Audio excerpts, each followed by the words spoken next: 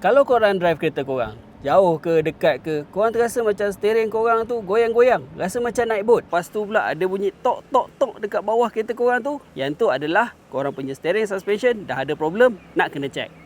So kalau korang nak settlekan masalah kereta korang ni tadi, korang boleh gunakan steering suspension daripada KYB. So untuk produk KYB ni, dia OEM standard tau. Lepas tu fitment dia ngam, material dia memang confirm tahan. Sebab dia ada proven endurance test. Lepas pasang, steering terus rasa cun balik.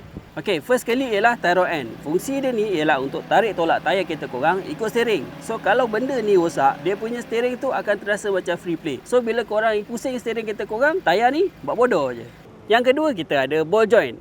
Benda ni dia diibaratkan macam sendi lutut kereta korang. Kalau dia rosak, bunyi tok tok tok macam orang ketuk pintu minta hutang. Okey, next kita ada steering rack end. Okey, produk ni dia punya kerja dia senyap-senyap je. Tapi kalau benda ni rosak, dia akan terasa macam jelly.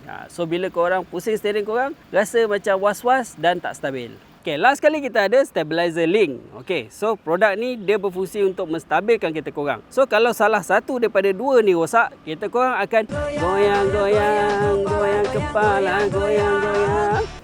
So di musim perayaan ni, pastikan korang sampai ke rumah saudara mara korang dengan selamat dan bukannya di bengkel. Tapi kalau korang nak tukar part steering suspension, pastikan korang dapatkan produk daripada KYB.